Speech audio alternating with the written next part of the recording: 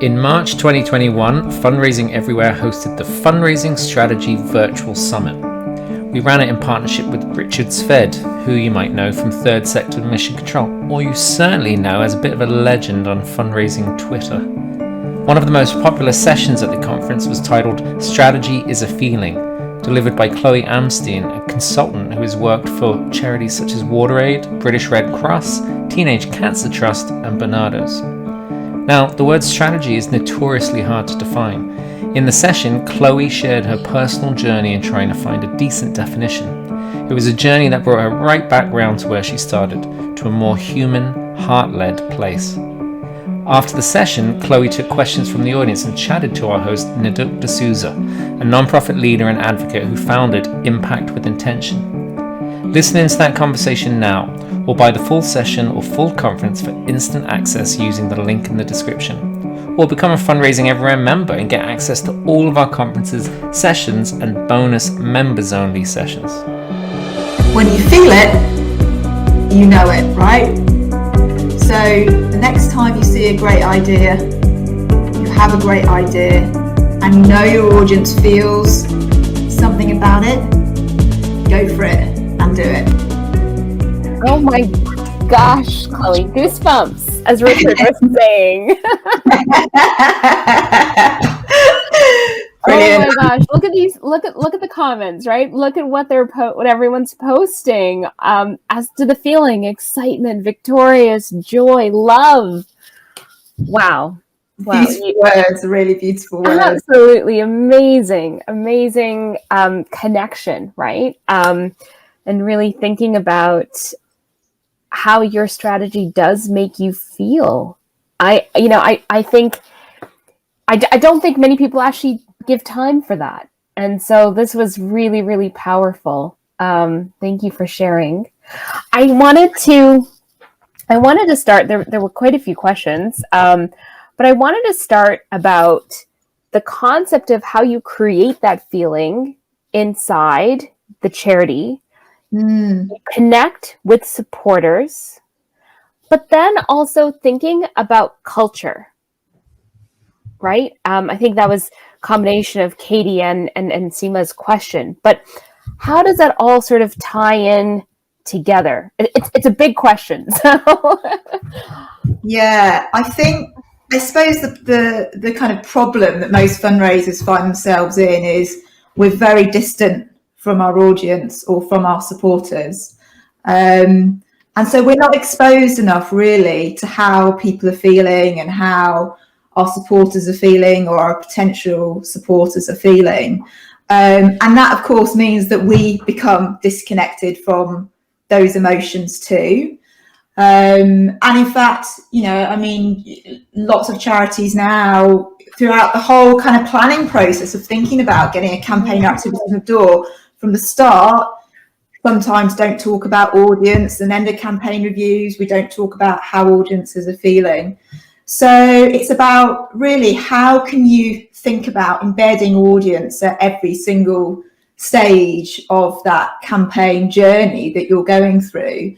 And there's some really simple things that you can do, actually, probably things that kind of levers that you can pull that already exist within your charity. So one thing that's always struck me is how, you've often got supporter services, and sometimes fundraising can feel really disconnected from supporter services, but you speak to anyone in there, and they know exactly how their supporters are feeling, right? Yeah, absolutely.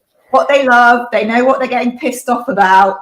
And yet often... And what they're excited about, right? Yeah, and that they want more of. And really granular. So that's what amazing about sports. If they go really granular, they'll literally go, this sentence on this direct mail appeal, this pissed them off. And so often that kind of insight is, if you're lucky, it goes into the appendix of your end of campaign report, and we kind of go, yeah, and we move on, don't we?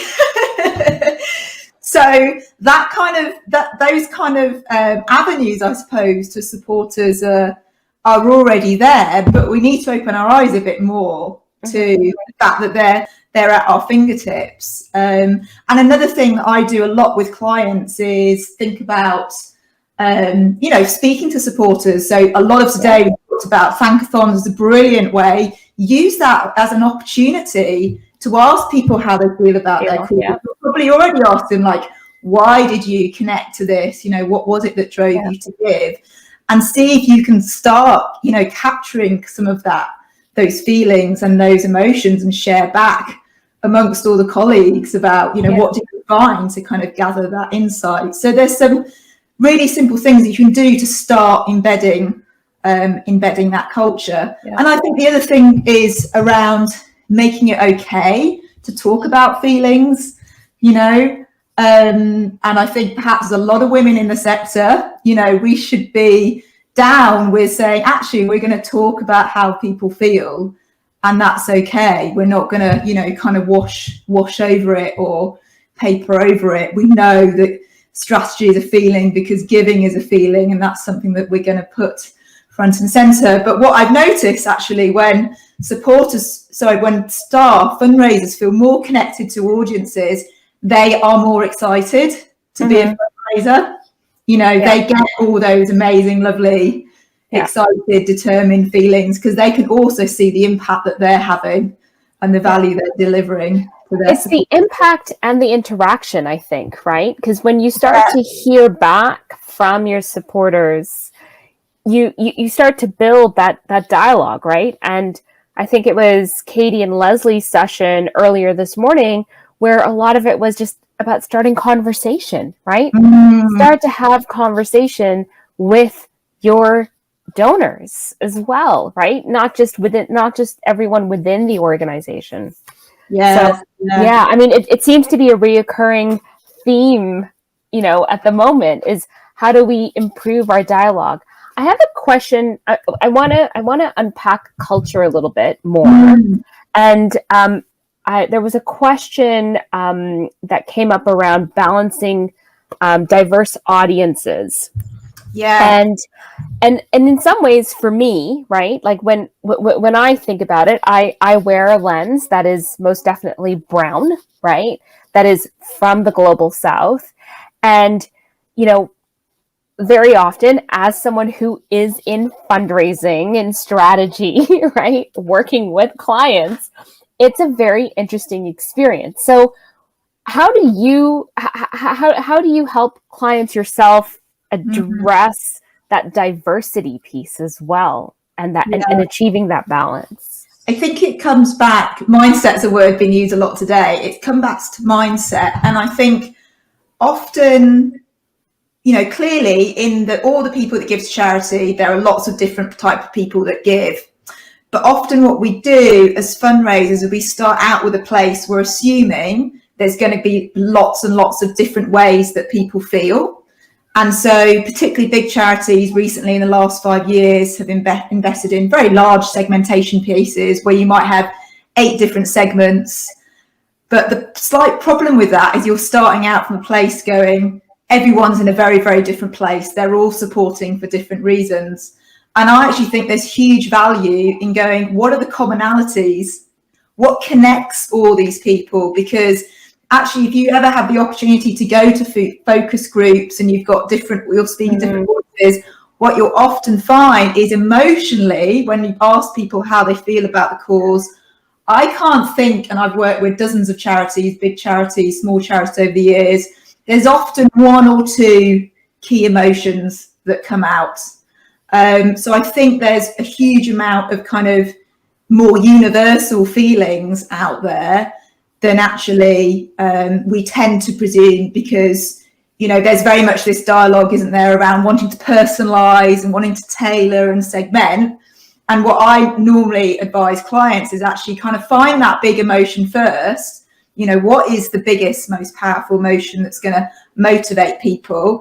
And actually, if there are audiences that are important that you really want to reach, then think about, well, how do we kind of backfill and develop something very specific for them? So it's a sort of different way around than thinking like, we've got to develop 8 different fundraising propositions and make it super complicated. Think about what's that one emotion that's going to unite everything. Try and keep everything simple.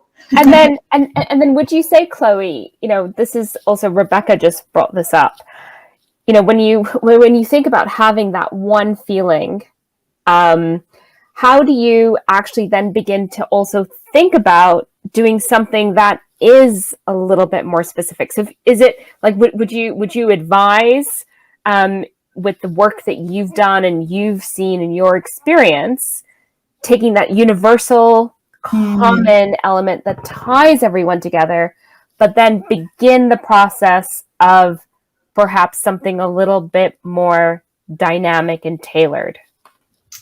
Yeah, I mean, maybe it's useful to share a piece of work that I'm doing at the moment. I'm working with Fair Share, which a lot of people in the UK will recognise was the big Marcus Rashford charity last year, in developing individual giving strategy for them. And we've kind of ended up with having done 20 interviews with supporters and really listening to how they feel and how kind of someone going hungry makes them feel. We came up with 2 kind of emotions. Yeah. And now we're going back in, speaking to them again about the stories we've created around those, to really kind of sense check, actually, are we leaving anyone behind if we pick one of these? And similarly, we're going to do Facebook testing, live testing, to see how both those actually work in reality. So, this is like taking that kind of more subjective stuff, I suppose, and then really kind of quantifying what the impact is, and are there any audiences actually we're not quite connecting with in the right way. But I'm very much all about, like, how can you keep this simple as possible? Because fundraisers, we are chronically busy, aren't we, and stretched across so many different competing priorities, that I think, trying to keep one really big emotion is, is the easiest and simplest way to go. You just reminded me that so I run I call them ideal donor avatar workshops, right?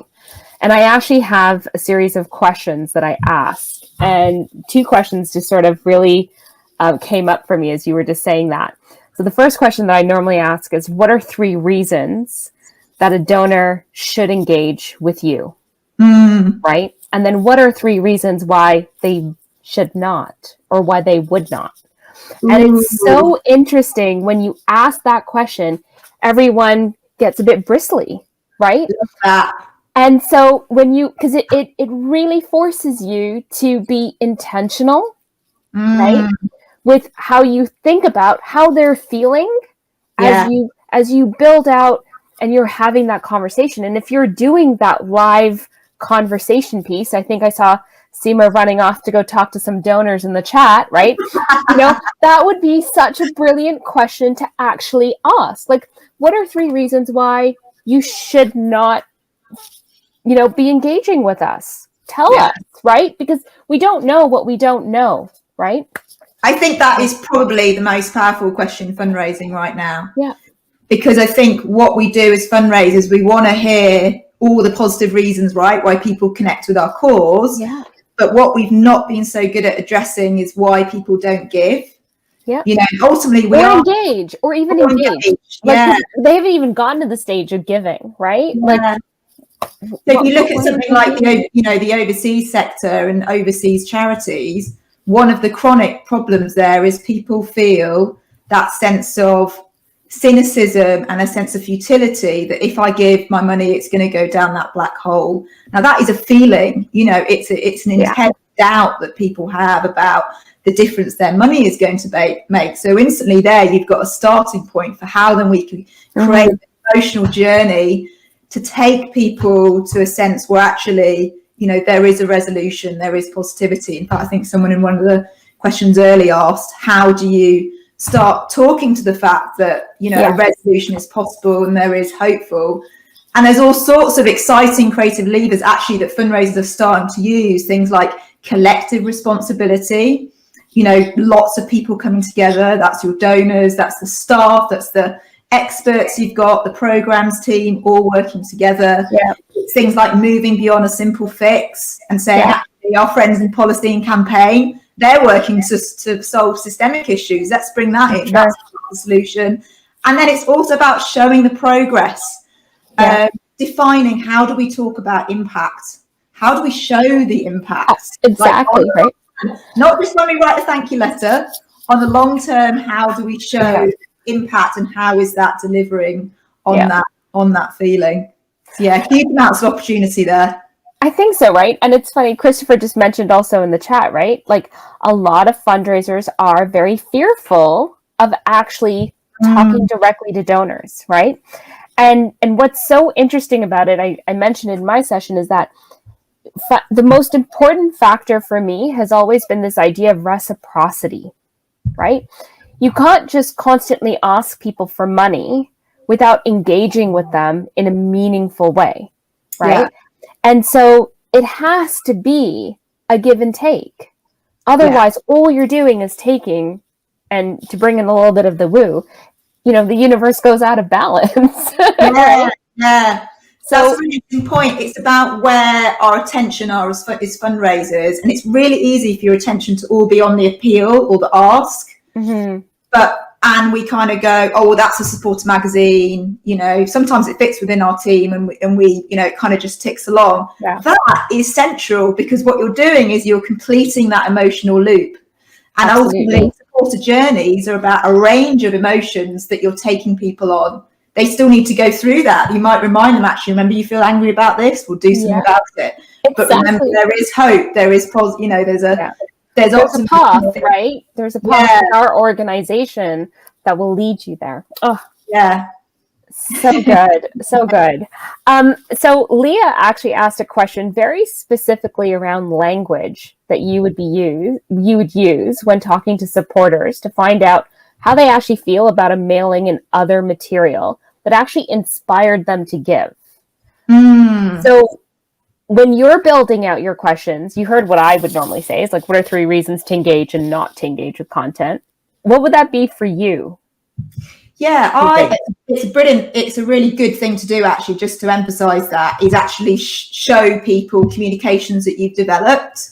You will learn so much from that.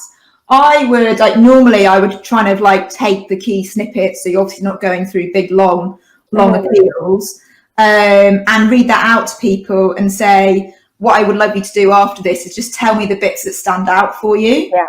And there may be different reasons. Let's have an honest chat. There may be bits that you absolutely love, a little phrase, or there may be bits that are total stumbling blocks. And both are really important, because they're all about how you create that emotion. And actually, that, for me, working with my clients, that is like the biggest eye-opener, where you connect back all that creative work that you put the love and attention into back with showing it supporter and seeing how they feel about it. And then you learn, and then that becomes a strategy, because then you're learning about how to generate this feeling. Yeah. Okay, we don't do that, but we do more of this. Yeah. And what's really interesting is often it can be the tiniest of sentence that people love, that perhaps you as a fundraiser, you're super busy and you put it together, you kind of overlook, but you realize that often the answer is already there.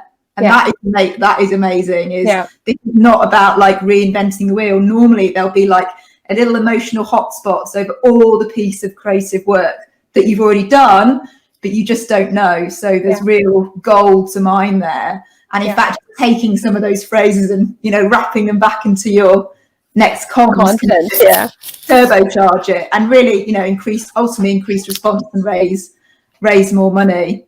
So you just reminded me of something, Chloe. So in, some of the work that we do is, we actually call it message mining, right? Where we go quite deep into how our supporters are engaging on social content to begin to pull feedback, and then also doing the interviews, right? Yeah. And so it's so funny because, at the very first session today, Audrey was talking about, what is the data we're collecting and what are we giving away, as donors and supporters. And there's that balance, right, of, as a charity, what data do we need to help us inform and build proper strategy and products, right? Yeah.